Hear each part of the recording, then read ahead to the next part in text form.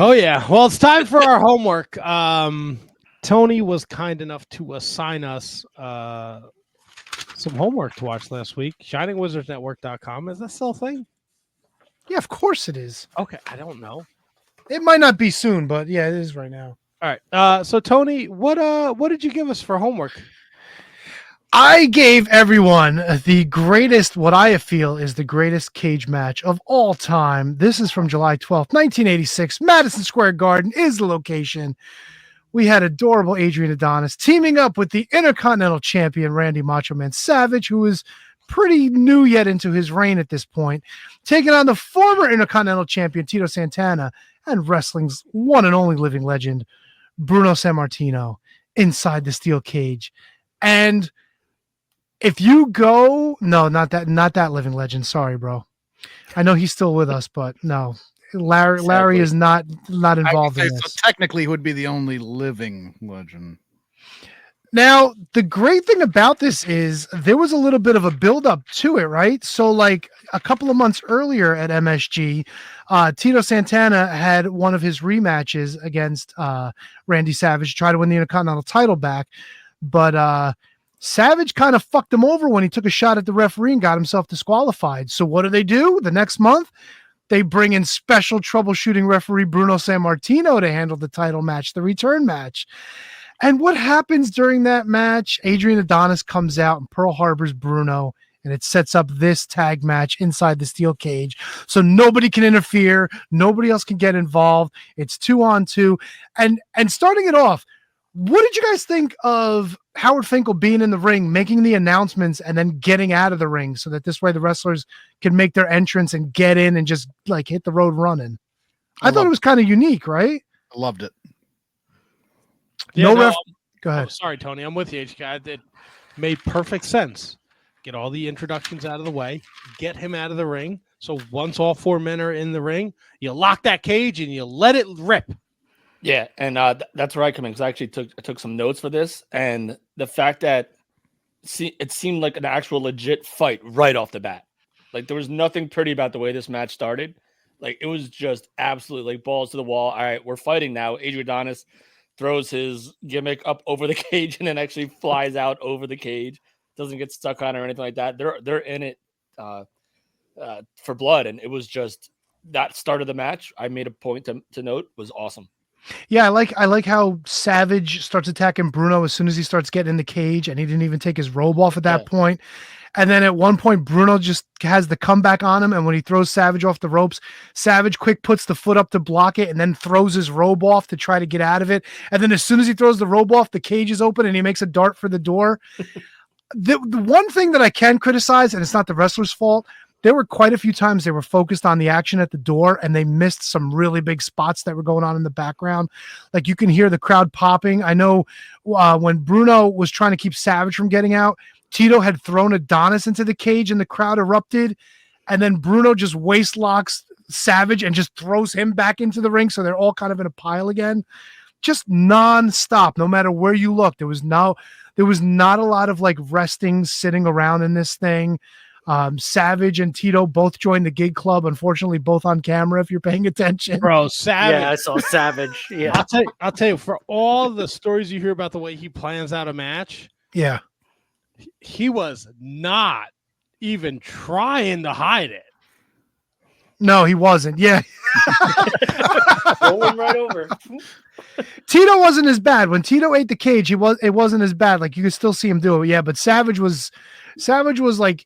He cut himself, and then when Tito was throwing him in again, he was cutting himself again before he hit the cage, and then after he came down off the cage. Yeah, and to your point before, like with missing stuff, it didn't help the way Lord Alfred Hayes and Gorilla would react to what they're seeing, right? Because they're at ringside, so they're probably not. I mean, I know Jim Ross said he always watched the monitors, but I don't know if they were watching the monitors or the action. They had to be watching what was in the ring versus what was on the monitor in front of them, because they were reacting to stuff that we weren't seeing. And I was like, I want to fucking see it. Yeah. It's unfortunate the way it was. You wonder if there's footage from the other cameras that may have maybe picked up on it, but you know, who thought to maybe keep it or to go back to add it in, stuff like that. There was a lot of great stuff. Adonis was climbing out at one point, and Bruno just like crotches him on the top rope. Lord Alfred's worried about his loins, and Gorilla hits us with he became a soprano line again, and Bruno's just fucking yanking the rope up and down. Adonis is bobbing up and down. It was so fucking good. There was a lot of good stuff there. And at one point, Adonis ran to the corner. Was it Adonis? Yeah. And Bruno just fucking walks up behind him with his hands on his hips, shaking his head like, look at this fuck. Where's he going? And just reaches up and starts pulling him down again. Shit like that. Like when they're actually like thinking about their game plan and you could like see them like reacting to each other, made it so much better. So much better. And I know HK wants to say something, but to that point, before I forget, there was a spot in the match where Macho Man does the double axe handle on Tito Santana, and before he could even get up, Bruno Sammartino comes over and puts him in a Boston Crab. Like he's still not up from delivering a move, and before he can, Bruno Sammartino comes over and puts him in the Boston Crab while he's down. I thought that was like brilliant. And you know what else was classic that I really liked? Savage had Tito down at one point, and you know how he jumps in the air and then he claps and then he hits the knee on the guy? I was so glad to see that spot. That is so traditional Savage. More coming off like with the axe handles and whatnot, but he just stands over the guy, leaps in the air, and then he hits him with the knee.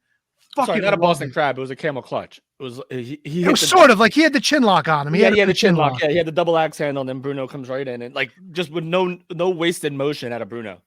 Or at one point where Adonis was trying to get out of the cage and he's clawing at the steps and he rips the top of the steps off. And Gorilla's like, look at this. Oh my God. Oh, Bruno even used the weapon. Savage's bandana was in the ring, and at one point it just happened to be where he was. So he picked it up and he wrapped it around his throat. But it was beautiful. Like he didn't go looking for it. It just happened to be there where he was. So he picked it up and put it to good use. This couldn't have been better, man. It was so much fun to watch. So much shit going on. It's an incredible match. And like Double T was talking about commentary. And the funny thing, like I was so into what was happening in the ring, I couldn't tell you one line that Alfred or Monsoon had. You know what I mean? Like the commentary a lot of times, is there obviously not even a lot of times. It's there to help enhance the match. But I was so fixated on what was happening in the ring. I commentator might as well not have been there for me. It was so entertaining, and the chicken shit side of the heels, I love. Like so many opportunities for them just dashing to the door, dashing to the cage. Like, this is the cage match that I love. This is no referee in the cage. You got to get out to win. Like, and that's the way every cage match fucking should be. And like I said, just that I love the dynamic of the heels in this match, and obviously the on the opposite side of it, the faces did great work. Like this is one of the best cage matches I've sat down and watched in a long time.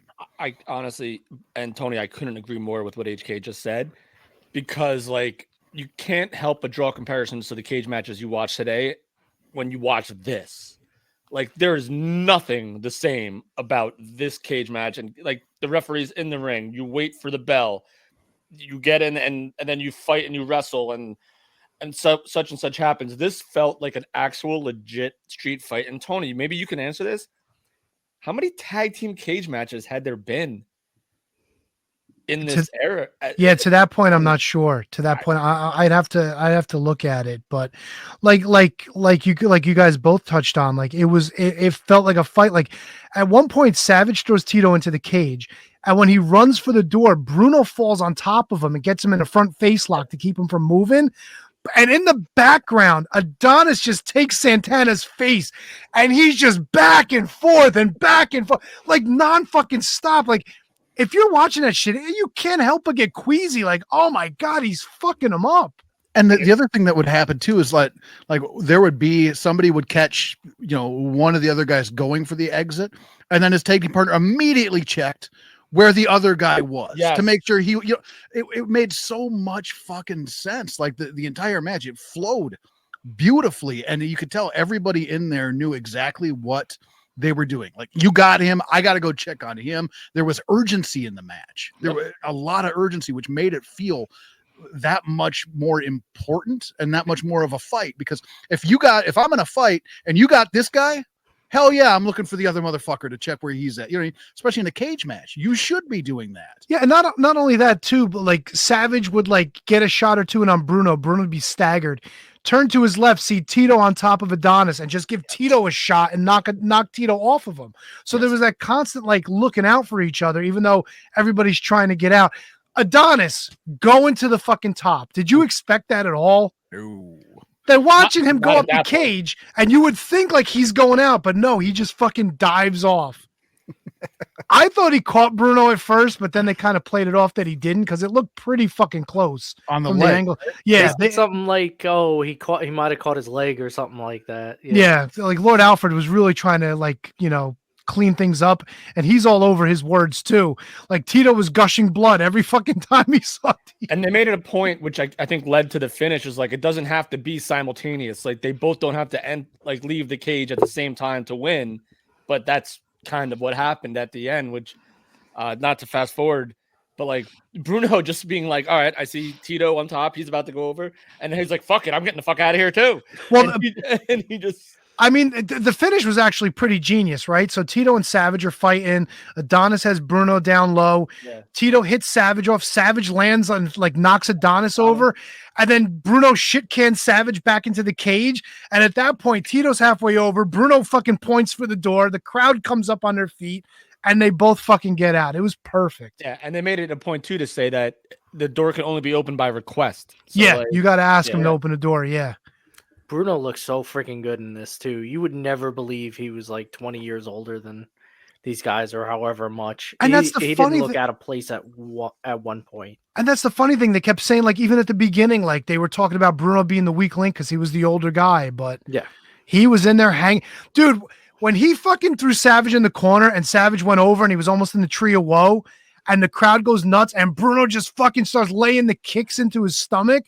Dude, they were going crazy for everything Bruno and Tito were doing, man. It was nuts. The crowd was on fire for this match. Yeah, no, it's the perfect example of less is more. And it was only about 10, 11 minutes in the ring. It wasn't that long of a match. Just under a smidge under 10 minutes, because it was presented in a real fight.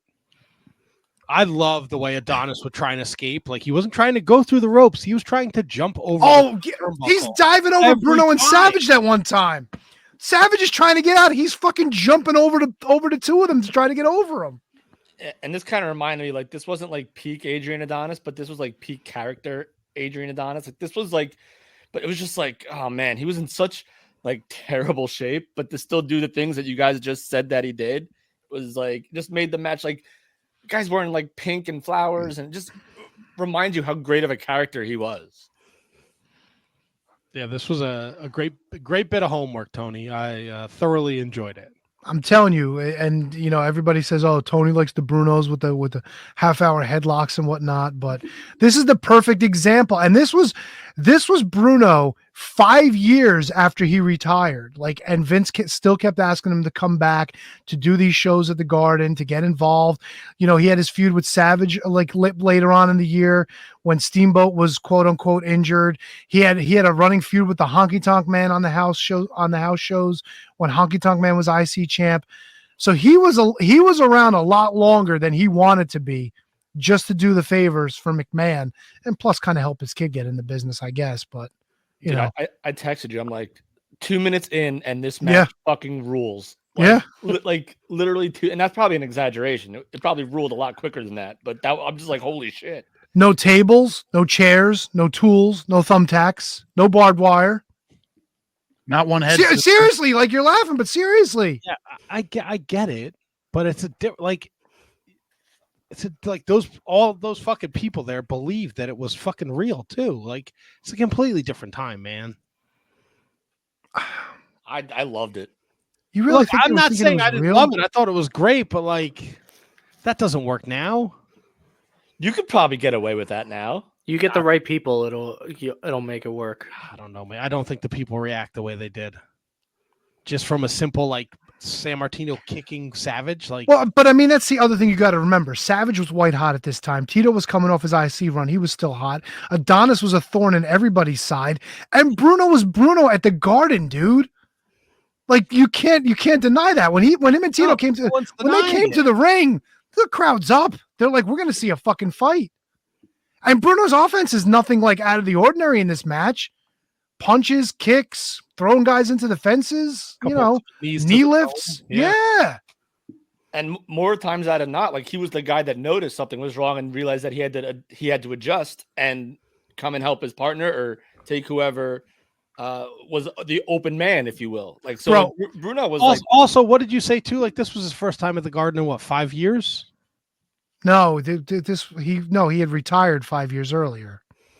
I was saying that as like he was supposed to be done like long before matches like this came along. He has not wrestled in the Garden in 5 years. His big return, like of course people are going to be frothing and foaming at the fucking mouth to see him. Well, and plus he also had gotten beat up the month before because Adonis got involved in the title match with Tito. Right. Just a different time. Like that's when these people were seeing it monthly. It wasn't like on TV fucking 8 hours a week, But this match could have been in front of 15 people. It still would have been a fantastic match. It was awesome. Yeah, no, it was great match. I don't think it works today because wrestling fans are stupid. But what's the difference between a match like this than just like what they've been doing on Raw like every week, where the fight just doesn't happen in the ring? There's pull apart brawls that just go everywhere. If you if you can find that to the ring in a cage, and you just have like Bronson Reed and Braun Strowman just fucking go at it, or Braun Strowman and so just go at it in the cage, and it still ends up kind of being the same type of dynamic where it's a fight, but it's just in the ring. Like, how is that? I don't see that being that far fetched. Because unfortunately, there's a spot where someone goes through the cage. And there's some kind of plunder gets involved. Yeah. Like I just don't think any company is capable of pulling off a match like this. I know we got to move on, but Tony, I want to get your opinion on this. Do you think the mechanics of the match, in terms of the way the cage is structured, everything's kind of loose and the ropes are like loose and everything's kind of just like falling and you don't know what's going to happen, and you're throwing somebody into the cage, and when you throw into somebody in the cage now, there's no chance of it moving because it comes from the freaking ceiling, even though I think this one might have too, actually. No, they set this one up. They wouldn't have that technology at this point. I thought I saw cables, but that could just be me. But like, I feel like that has a lot to do with it. When you see somebody flipping over the ropes into the cage, and the ropes are going like this and that, and bouncing. And when the cage is like wobbling back and forth, that was Hogan's big complaint with the big blue cage at WrestleMania 2. Because it didn't fucking move. If you hit that thing, you fucking hit that thing. At least with the chain link fence, with the cyclone fence, when you hit it, it had some fucking give. So like you could, spring with it. It looks like somebody was actually getting thrown into it. Yep. Now it's just like hitting a fucking wall. Yeah, I think that has a lot to do with it. I love the blue cage. I love the blue cage too, but I feel like if you don't like gig yourself, then you're not like nothing's being sold, whereas this cage, like Tony just said, it felt like you were getting thrown into something because you fling back. And just hearing the links of the cage like clanking and moving and stuff. I love the big blue cage, don't get me wrong. There's that towards the end there, seeing Tito and Savage on top of the cage and watching Savage have the body control and have to reposition himself and kind of wrap his foot around the cage to make sure, like, it's just, it looks so precarious and so dangerous. Like, you're like, okay, what will happen here? Yeah. And I thought the finish, was beautifully done. It wasn't anything super crazy. You know what I mean? Like, it was just well done. This is front to back. It was fantastic, man. Just like you. And Bruno had his opportunity to get out, and that was the first time he went for the door. Mm-hmm. Just fucking pointed, open it up. Tito's got a leg already over the top, and that's it, man. The crowd's up. The crowd is up. Loved it. I loved it too. I loved it a lot. All 20 times that I watched it this past week. I actually watched a lot of that VHS. Like, cause Oh, the greatest cage I matches. wanted to see what else was on there, and then I watched like Tito and Greg the Hammer, and there was That's another great match Yeah. when Tito wins the IC title back. That's an amazing match too. And Tito's wife threw that fucking title away. I know. I hear you.